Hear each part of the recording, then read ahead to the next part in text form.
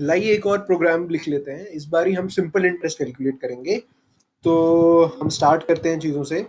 सबसे पहले हमें एक और नई फाइल बनानी पड़ेगी और लाइए, और ये सी प्लस प्लस का प्रोजेक्ट कहूँगा मैं इसको, और इसका नाम लिख देते हैं सिंपल इंटरेस्ट। ठीक है जी। और simple interest dot C P P में आ गया।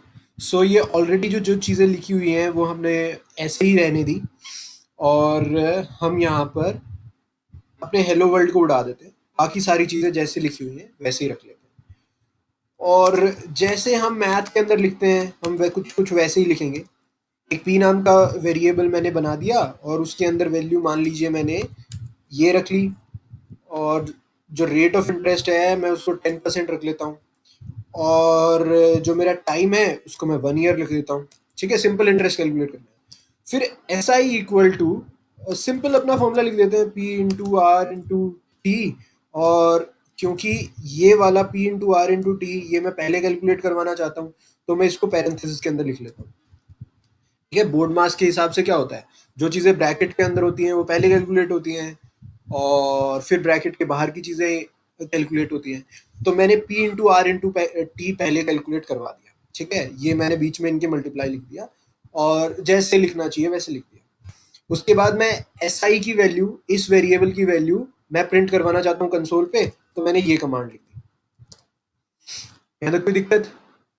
मेरे हिसाब से यहाँ तक कोई दिक्कत नहीं होनी चाहिए। ठीक है, बट अभी हम यहाँ पर देख रहे हैं बहुत सारी लाल लाल चीज़ें आ रही है। ठीक है, तो ज़रा वो लाल लाल चीज़ें पढ़ लेते हैं। P cannot be resolved to a variable, R cannot be resolved, T cannot be resolved, SI cannot be resolved, और आपका SI cannot be resolved। So ये इसको समझ में नहीं आ रहा कि ये है क्या, बट मैंने तो साफ साफ लिख रखा है ना कि भाई ये P है, इसकी वैल्यू 10 है, R है, इसकी वैल्यू 10 है। फिर ये क्यों नहीं समझ पा रहा? लाइए इसके बारे में थोड़ा सा पढ़ते हैं। अब देखिए,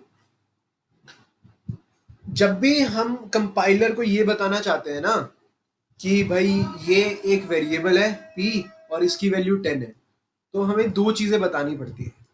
पहली चीज़ तो हमें ये बतानी पड़ती है कि व्हाट काइंड ऑफ डेटा। ठीक है, पर डेटा बहुत तरह का हो सकता है डेसिमल वैल्यू हो सकता है ट्रू फॉल्स हो सकता है कोई करेक्टर हो सकता है कोई स्ट्रिंग हो सकता है कोई नंबर हो। अपने वाले केस में नंबर है। तो पहली चीज़ ये बतानी पड़ती है किस टाइप का डेटा है, और दूसरी चीज़ ये बतानी पड़ती है कि कितना स्टोरेज चाहिए, स्टोरेज कितना असाइन, या फिर इसको बोल दो हाउ मच। ठीक है, अब ये दोनों चीजें डिफाइन करने के बाद ना, अब ये दोनों चीज हम किस तरीके से डिफाइन करते हैं। अगर मुझे ये लिखना हो कि p इक्वल टू 10, तो मैं ये बोलूंगा कि इंट p इक्वल टू 10, ऐसे बताना पड़ेगा मेरे को। ऐसा क्यों बताना पड़ेगा? What kind of data. Int लिखने से ये मैंने बता दिया कि p जो है ना वो नंबर टाइप का है। ठीक है, वो किस टाइप का है? नंबर टाइप का है। और इंट से मैंने ये भी बता दिया कि कितना स्टोरेज है उसका, बेसिकली इसका कितना स्टोरेज है। तो int generally compiler to compiler depend करता है। जैसे अभी हमने पढ़ा था कि हर लैंग्वेज का अपना कंपाइलर होता है। सी प्लस प्लस लैंग्वेज का अपना कंपाइलर होगा, जावा लैंग्वेज का अपना कंपाइलर होगा। सो कंपाइलर टू कंपाइलर डिपेंड करता है, और आर्किटेक्चर टू आर्किटेक्चर डिपेंड करता है कि हम कैसा बिल्ड ले रहे हैं। मेरे हिसाब से आर्किटेक्चर पे डिपेंड नहीं करता, सिर्फ कंपाइलर पे डिपेंड करता है। और सी प्लस प्लस का कंपाइलर इसको जनरली 4 बाइट देते हैं। एक साइज ऑफ नाम की फंक्शनैलिटी, एक साइज ऑफ नाम का फंक्शन होता है जिससे हम पता करेंगे कि कितने बाइट्स इस वेरिएबल को असाइंड है।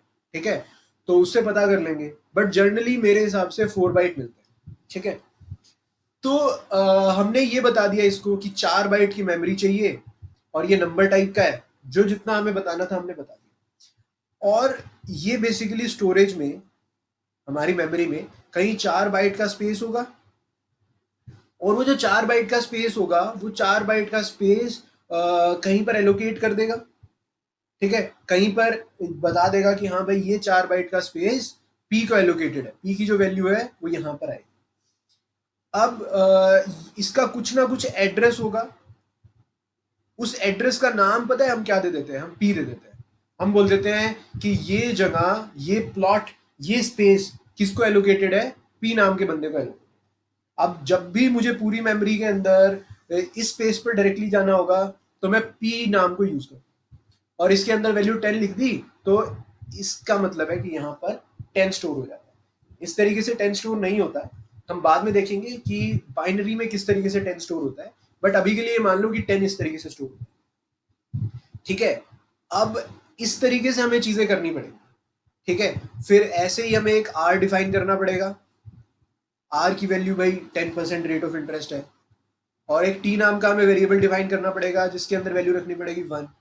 एक एसआई नाम का भी हमें इसी तरीके से वेरिएबल डिफाइन करना पड़ेगा जिसके अंदर हम इन तीनों का मल्टीप्लाई करके, यानी 100 उसको डिवाइड किया 100 से, तो वो वाली वैल्यू हम स्टोर कर देंगे जिसकी वैल्यू हो जाएगी 1।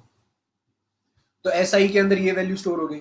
फिर हम सी आउट नाम का फंक्शन यूज कर रहे हैं, सी आउट नाम का कीवर्ड यूज कर रहे हैं। वो कीवर्ड क्या करेगा? इस वेरिएबल पर जो भी वैल्यू होगी उसको उठाकर कहाँ प्रिंट कर देगा?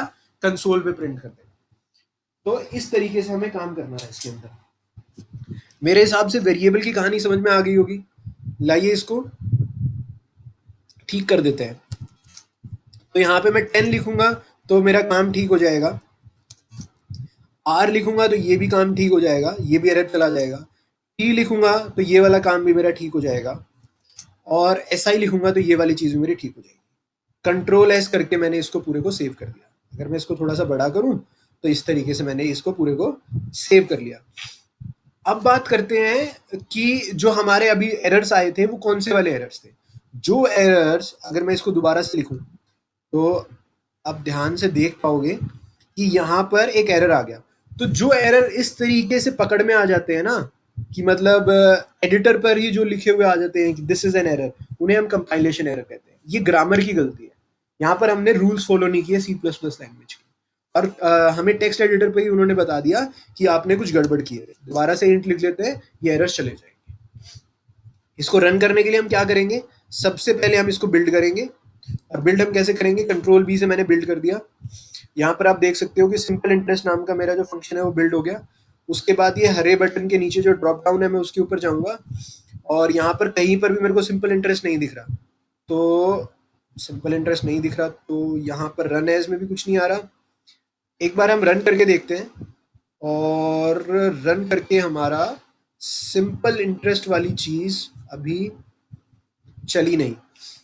तो एक बार hello world dot C P P को क्लोज करते हैं। अब दोबारा हम इस तरीके से,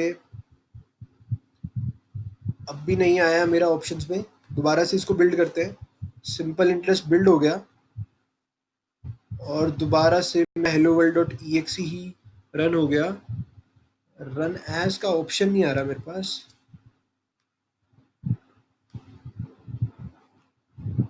ये मैंने यहाँ पर जाके रन एज यूज किया, local C plus plus application, और इस तरीके से मेरा चल गया। तो अगर आपको यहाँ पर भी कोई ऑप्शन नहीं दिख रहा है इसको रन करने का, तो फिर आपको क्या करना पड़ेगा? यहाँ पे राइट क्लिक कर देना, और राइट क्लिक करने के बाद यहाँ पे जो रन एज का फंक्शन आएगा ना, उसमें लोकल सी सी प्लस प्लस एप्लीकेशन पे जाना और एंटर कर देना, वो आपको रन कर देना। ठीक है, मेरे हिसाब से वेरिएबल्स पता चल गए। अभी तक सिर्फ हमने इंटीजर वेरिएबल देखे, बट शुरुआत में हम इन्हीं का इस्तेमाल कर रहे होंगे, और जहाँ पर जैसे जैसे चीज़ों की ज़रूरत पड़ेगी हम उनको डिफाइन कर देंगे। ठीक है, चलिए, ओके।